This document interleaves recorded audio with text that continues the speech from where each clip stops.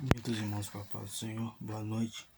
Eu tô de volta depois de alguns dias sem gravar as aulas, E eu vi que não podia deixar os irmãos sem estudar, porque alguns estavam dependendo das aulas para poder acompanhar o curso, Então alguns estudam sozinhos, Tem aquela facilidade, outros não. As aulas ajudam muito algumas pessoas, então estava tendo uma dificuldade com a agenda, Tava ministrando muito fora e não tava tendo tempo de fazer, Gravar os vídeos, porque as matérias são muito delicadas. Então, às vezes a gente pensa que gravar um vídeo, acerca de matérias teológicas é fácil, mas não é.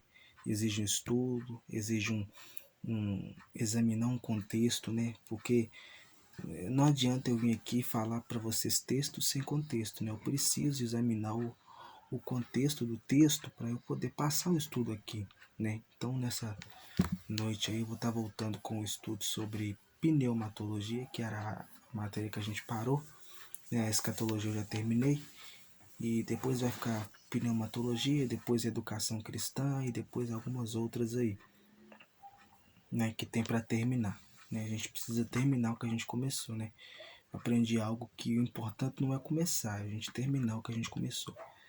Então a gente vai dar continuidade aqui na aula sobre pneumatologia, que é a doutrina do Espírito Santo.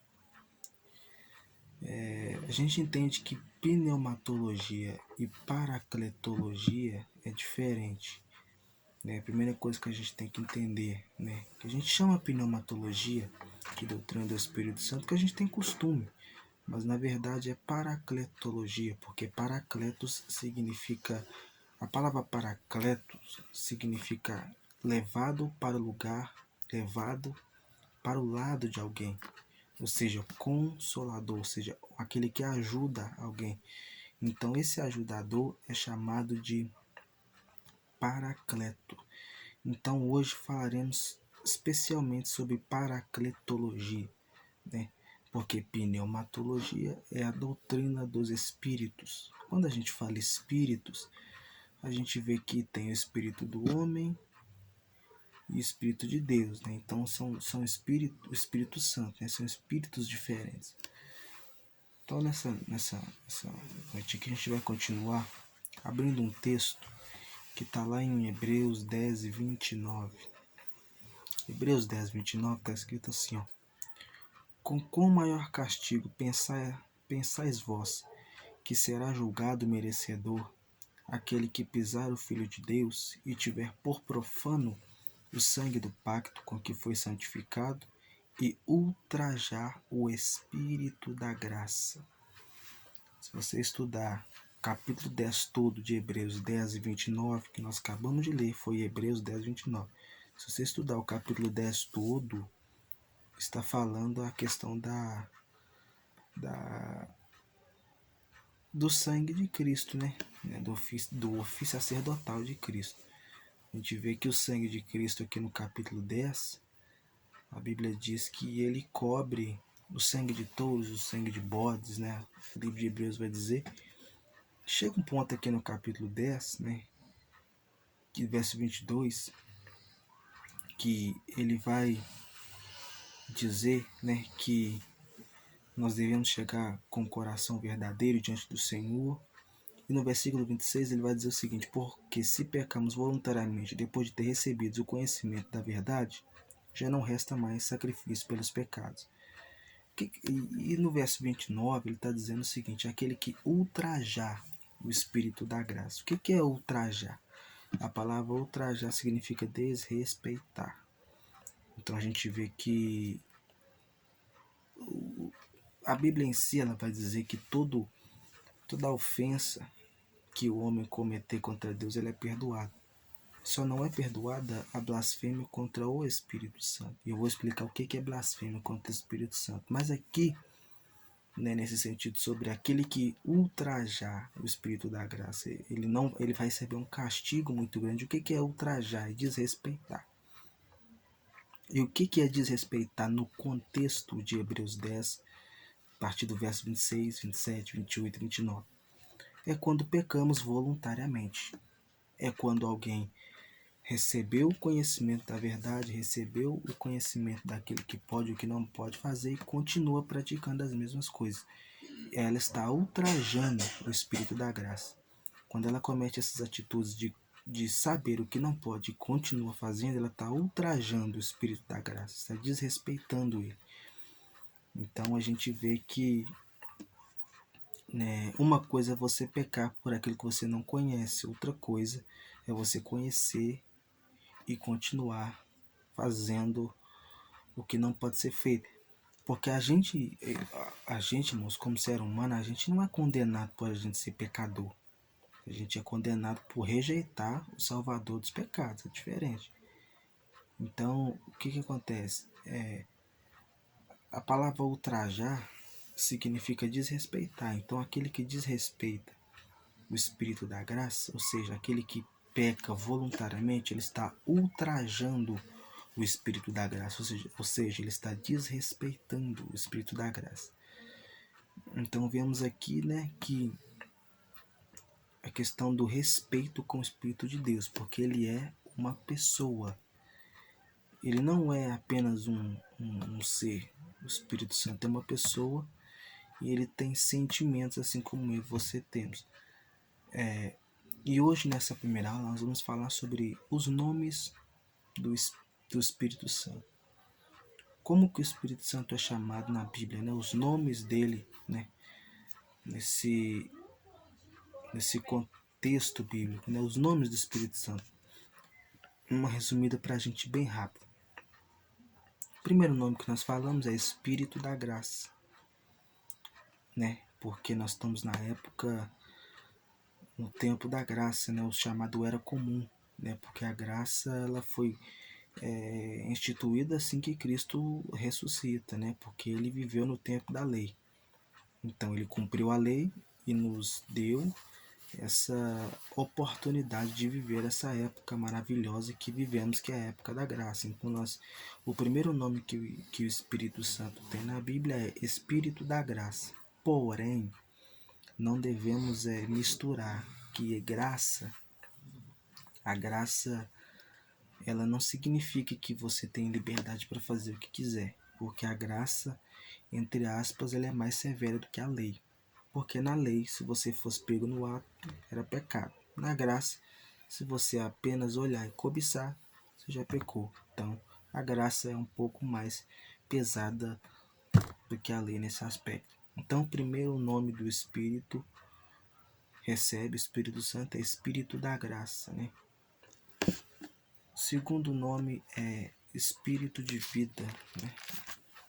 Romanos 8:2, para você que tem a sua Bíblia na sua mão, ou que está na sua casa, ou que assiste, né, esse vídeo aí agora, não sei quem é que está assistindo, não sei, não conheço, mas Deus o sabe. Pegue a sua Bíblia e abra Romanos 8:2, você vai entender algo. Próximo texto, Romanos 8:2, Espírito de vida é o segundo nome, que está escrito assim: porque a lei do Espírito de vida em Cristo Jesus me livrou do pecado, da lei do pecado e da morte. Pois é, quando a Bíblia diz o seguinte, que a letra mata, mas o Espírito dá vida, tem pessoa que pega aquele texto ali e fala que se a pessoa estudar muito, ela vai morrer espiritualmente. Não é isso que o texto está dizendo. Quando a Bíblia diz que a letra mata, aquela letra ali é a lei. A lei mata mesmo. Porque a Bíblia diz que no Antigo Testamento ninguém conseguiu cumprir a lei. A lei mata. Né? A Bíblia diz que o pecado no Antigo Testamento ele era punido com a morte, apedrejamento e por as outras coisas mais, algumas práticas aí genocidas. Né? Então a lei ela mata, porque a lei ninguém conseguiu cumprir ela na íntegra. E no Antigo Testamento, né, não houve essa pessoa que cumprisse a lei na íntegra. E aquele que cumprisse a lei, ele tinha direito à vida eterna. E no Antigo Testamento, a lei, a gente sabe que ela era muito severa e a lei clamava por justiça. A lei não conhece misericórdia. a lei clamava por justiça. Então essa lei é a letra escrita em tábuas de pedra, e essa letra mata, né? Porque Moisés escreveu os 10 mandamentos e mais uns 600 e alguma coisa que era do Código de Hammurabi, né? Que era a lei de Italião. Então, essa era a lei que a gente diz que a lei mata, né? Porque alguns pecados eram punidos com apedrejamento, outros de outras formas, mas o final era sempre a morte. Então a lei, ela mata. Então quando a Bíblia diz que a letra mata, não é a letra disso aqui não. Isso aqui, não é isso aqui não. Quando a Bíblia diz que a letra mata, a letra é a lei do Antigo Testamento, e essa lei mata. Mas agora Paulo está dizendo, Romanos 8:2, que é o Espírito de vida. O Espírito de vida é esse Espírito Santo que nos deu, ele nos livrou da letra, da lei do pecado e da morte, né? Então a gente vê que o segundo nome é Espírito de vida. Terceiro nome, Espírito de adoção de filhos, Romanos 8:15, mesmo capítulo, Romanos 8:15. Porque não recebestes o espírito de servidão, para novamente temerdes, mas recebestes o espírito de adoção de filhos, pelo qual clamamos Abba Pai. Quando a gente vê esse espírito de adoção de filhos aqui, irmãos, a gente entende que a Bíblia diz que Cristo veio para os seus não receberam, mas todo aquele que o recebeu deu o privilégio de ser chamado filho de Deus. A gente sabe que todo mundo é criatura de Deus, né? As pessoas, os gentios, os pagãos, eles são criaturas, mas a pessoa, quando ela aceita Cristo, quando ela recebe essa dádiva, ela abraça a dádiva da salvação, ela recebe o Espírito Santo e ela é considerada filha de Deus. Então, o Espírito Santo ele é o maior adotador de filhos que existe, porque ele adota qualquer pessoa. Se a pessoa aceitar a Cristo, ela recebe o Espírito Santo. Então, ela é adotada pelo Espírito Santo e se torna filha de Deus. E podemos clamar Abba Pai, que significa paizinho. Então o Espírito Santo ele é o espírito de adoção de filhos, né? Esse é o terceiro nome que ele recebe. Quarto nome que ele recebe. O primeiro nome, Espírito da Graça. O segundo nome, Espírito de Vida. O terceiro nome, Espírito de adoção de filhos. O quarto nome, Espírito da Fé. Romanos 2 Coríntios 4:13. 2 Coríntios 4:13. Se você puder abrir lá. Estamos pertinho. 2 Coríntios 4:13.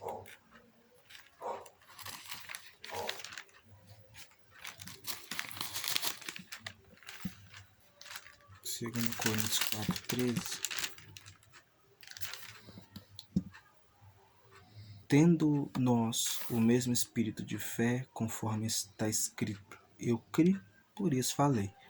Nós também cremos, por isso falamos. Então, espírito de fé, né? Então, essa fé que a gente tem, irmãos, a gente vê que a fé, ela é um pouco complexa de se entender, porque tem a fé salvífica e tem vários tipos de fé, na verdade. Tem a fé salvífica, né? Tem a fé vicária, tem vários outros tipos de fé que eu não posso entrar nisso aqui agora, porque eu não tenho tempo para falar sobre isso. Mas o espírito de fé, né? Que o próprio Paulo está dizendo. Cremos, por isso falamos. Então, o que Paulo pregava? O que Paulo estava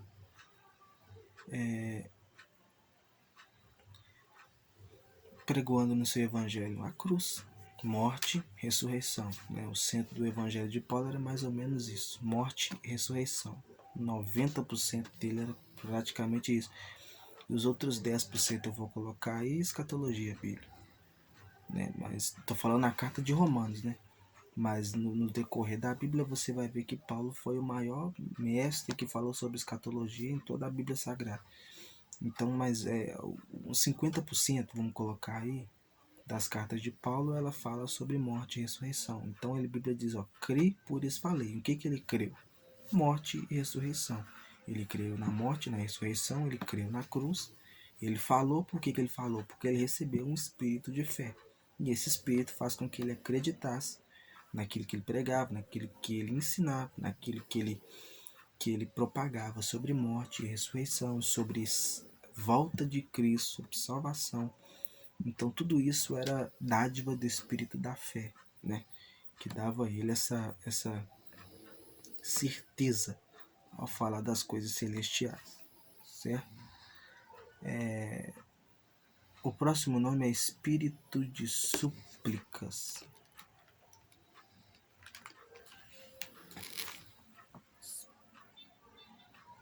Espírito de súplicas.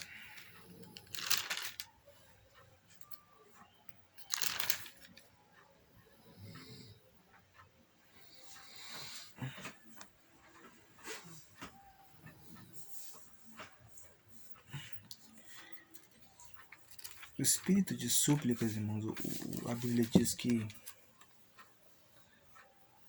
lá em Zacarias, né, capítulo 12, versículo 10, vou abrir lá com os irmãos, para a gente poder não ficar só nisso aqui. Eu vou abrir lá, que eu falar é uma coisa, agora eu te provar onde está escrito é outra coisa, né? Então vamos lá, Zacarias 12, 10. Está escrito assim, ó: Mas derramarei sobre a casa de Davi, sobre os habitantes de Jerusalém, o espírito de graça e de súplicas. E olharão para mim a quem transpassaram e prantearão sobre ele, como quem pranteia seu único filho, e estarão em amargura por ele, como aquele que está em amargura pelo seu primogênito. Pois é, então, espírito de súplicas, né, que é uma parábola, é uma passagem, na verdade, que está falando acerca de, né, aponta para o Novo Testamento, né, que vai, a Bíblia vai dizer que vai ter o espírito de súplica derramado sobre o povo, no qual eles vão reconhecer que eles transpassaram, eram realmente o Messias e vão prantear. Foi o que aconteceu na crucificação de Cristo, né? Algumas pessoas reconheceram que ele era Jesus realmente de fato, algumas prantearam, algumas bateram nos peitos, voltaram para casa bem chateados, desapontados, porque depois que viram que ele era o Messias, eles acabaram se convencendo que não deveriam ter crucificado mesmo, porque Paulo vai dizer o seguinte, que ninguém conheceu, eles não conheceram a Jesus, porque se tivessem conhecido, jamais crucificariam o Senhor da glória, né? E agora é o Espírito da glória de Deus, que é 1 Pedro 4,15, para a gente encerrar, sem mais delongas, né? 1 Pedro 4,15. 1 Pedro 4,15, eu vou andar rápido com os irmãos, né? A gente tem muita coisa para falar. E na verdade eu não vou estender muito não, porque é um curso básico, né, irmãos? Então os irmãos já tem outros professores aí que vão estar dando continuidade nisso. Então, saindo do módulo básico, não esqueça de se matricular no médio, porque você não pode ficar só nisso aqui. Você tem que partir para frente, né? É módulo médio, é bacharel, se tiver que fazer, mas não fique só nisso aqui, porque isso aqui é básico. Por mais que o conteúdo é interessante, mas ainda é um conteúdo básico. 1 Pedro 4,15 está escrito assim: Mas que nenhum de vós padeça como homicida, ou como ladrão, ou como malfeitor, ou como que se mete nos assuntos alheios. Né? Então vemos que, no versículo 16: Porque se alguém padece como cristão, não se envergonhe, antes glorifique a Deus nisso. Então é o Espírito da glória de Deus, né? O que é o Espírito da glória de Deus? Ele faz com que a gente padeça e ainda glorifique a Deus por estar padecendo em nome de Cristo. Então esse é o Espírito da glória de Deus, né? Que manda, né, a glória devida para quem é de direito, que é Deus. Então essa aula foi a aula dos nomes do Espírito Santo. Na próxima aula nós vamos falar sobre tipologia, depois vamos falar sobre blasfêmia contra o Espírito Santo e depois falaremos sobre blasfêmia contra o Espírito Santo e tipologia. As últimas duas aulas que teremos é tipologia e por fim falaremos sobre o que é blasfêmia contra o Espírito Santo para a gente encerrar. Deus abençoe. Até a próxima aula.